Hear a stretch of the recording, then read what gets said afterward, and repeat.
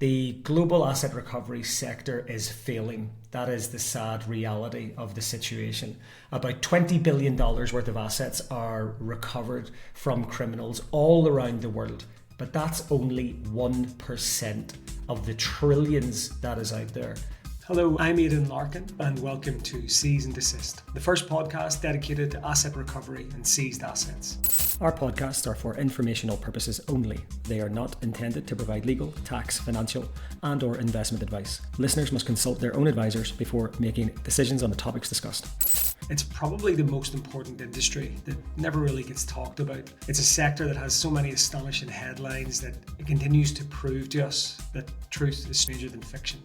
What is asset recovery? Why does it matter to me? You'll be hearing a lot more about this. In September 2022, the Financial Action Task Force, FATF as it's known, and Interpol, they launched a joint initiative to deprive criminals of their dirty money. It was a real turning point, as they described it, in the global efforts to recover illicit assets. And when we think about asset recovery, what are we actually talking about? Well, asset recovery affects everything, much more than you probably imagine, from the tax that you pay, funding hospitals, schools, roads, community projects, everything. And one of the things very important to us and what we want to talk about a lot is not just money coming into society, but victims. And the whole point of asset recovery is getting money back from the people that shouldn't have it. So really the sector is everything from the corrupt politicians you hear about, seized super yachts, billion-dollar crypto cases. And why is it important? And why do you need to know more about it and understand it better? The truth is, and the reality of the situation is that it's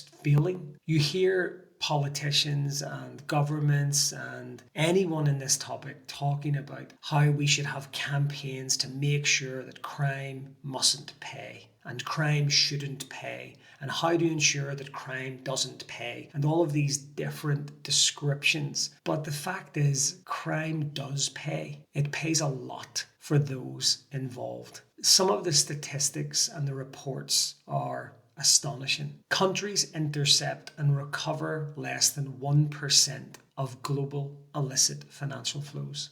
Think about that for a second. Less than 1% is the estimate. And I know some of you out there will be sort of clawing your eyes out here and sort of scratching, saying that it's not an accurate figure. It's an estimate. We talk about the 1%, but we don't investigate every crime. We can't get every asset back in every case. But the fact is, it's such an enormous sector and we haven't got a real control of it. We don't really understand all the different data opportunities and data sets.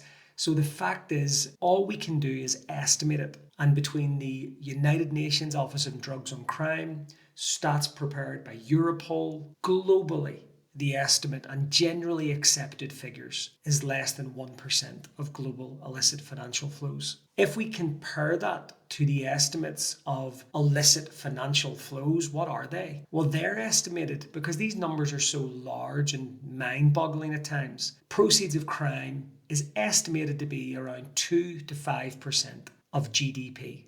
In real terms, that's $2 trillion.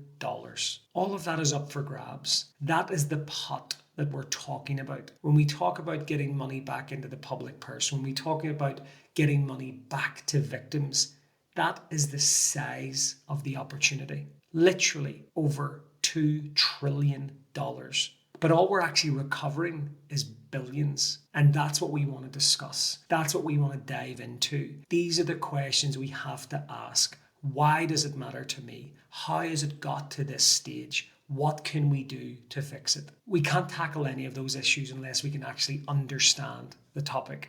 Imagine this sector was anything else. Park asset recovery for a second. Let's say that in the world of investigating crime, our success rate in identifying criminals and locking up offenders, let's say that was less than 1%. We simply wouldn't stand for it. If all of our tax authorities around the world were only collecting less than 1% of available revenue that affects the tax that we pay, that affects the services we have, that affects the money we have to fund more law enforcement that keeps us all safe, we simply would have a bigger outcry.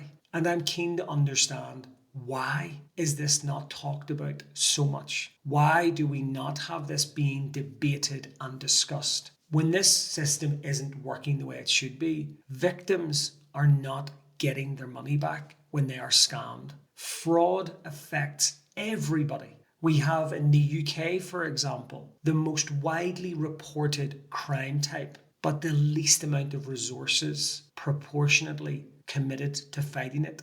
When we don't have effective asset recovery systems, communities aren't being helped. Money isn't being reinvested into rehabilitation, into preventative measures, trying to stop crimes, trying to stop young people being dragged into life of crime. So there's all of these opportunities, and the stakes are so high. We want to talk about it and see how we can change things.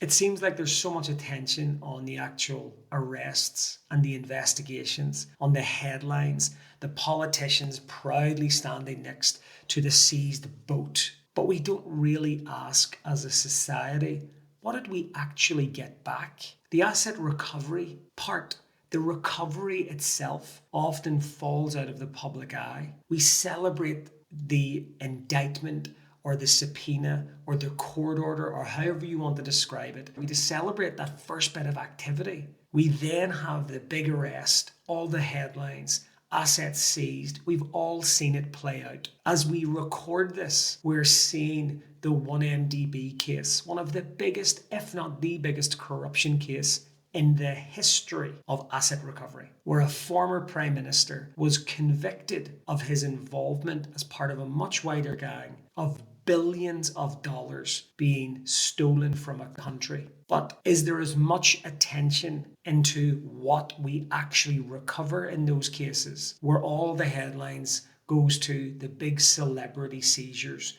the big vessels, the interaction of the expensive designer items and the mega yachts? The media was more interested in talking about the celebrities that had their birthday parties on these big yachts than how much money did society actually get back in that community when they sold that yacht. So that's what we want to get into. We want to peel back all of the endless headlines about the seizures and the arrests and the charges and actually talk about the recovery. We'll also dive into trying to figure out, why has it gone on for so long? Why have there been so many problems about it? When you speak to any asset recovery practitioner, everybody knows about this issue. We want to explore that. I don't think for 1 second there's one simple solution. I don't think there's one particular party or government or entity that we could hold to account or blame.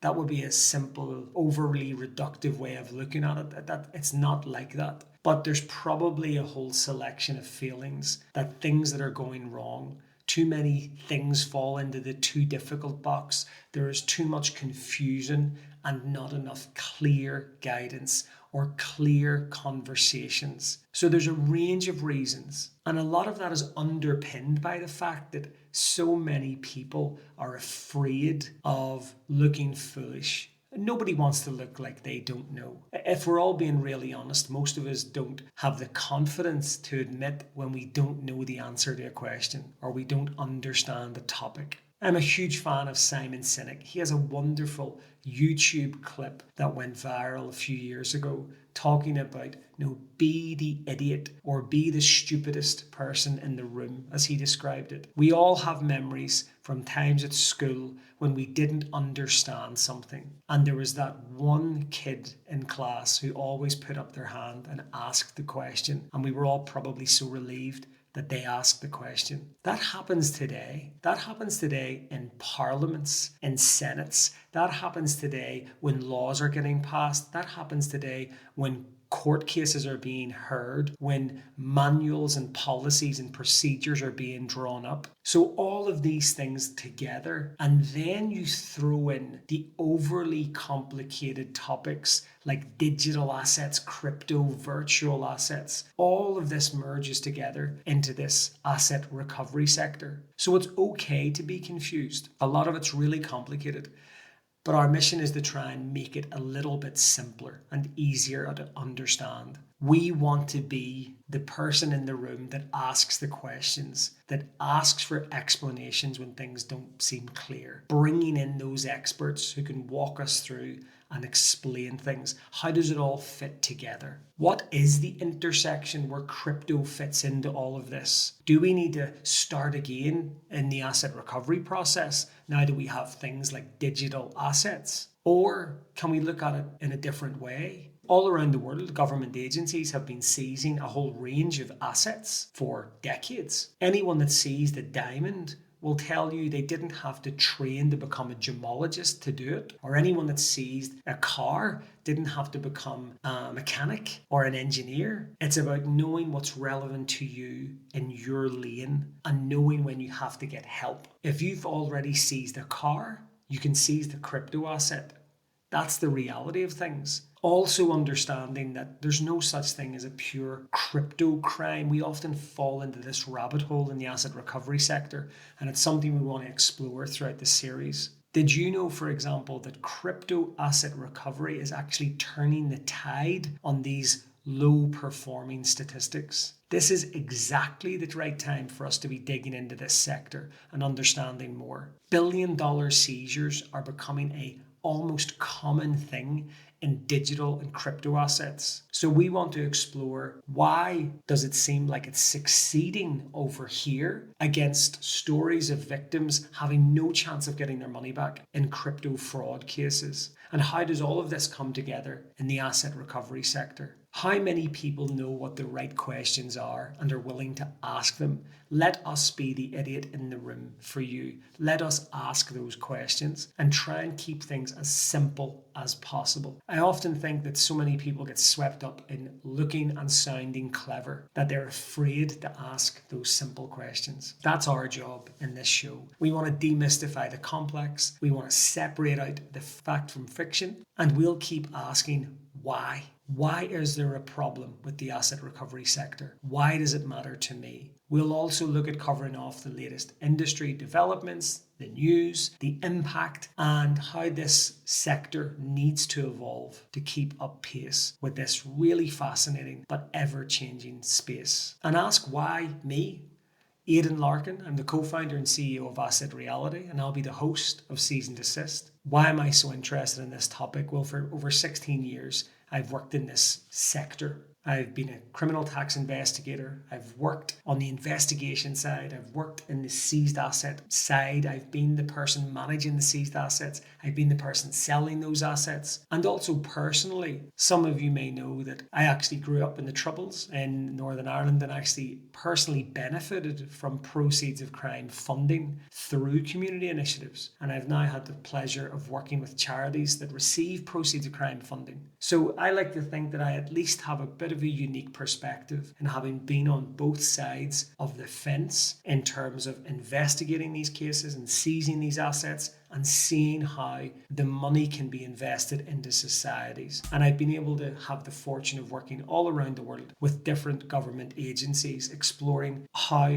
different jurisdictions have approached it. So whether you're new to the world of seized assets and asset recovery, or you're a seasoned professional who works in this space, we want to explore and discover the untold stories, meet the heroes and the villains of this exciting and largely overlooked sector. Thank you for joining us on this episode of Cease and Desist. If you enjoyed today's discussion, please like and subscribe and share your thoughts on the discussions and the things we've been chatting about, or give us your suggestions. We're really keen on hearing those for future episodes. Leave a comment or connect with us on all the usual channels. And join us next time as we discover the motivations behind FATF's new focus on asset recovery with the former Executive Secretary, David Lewis.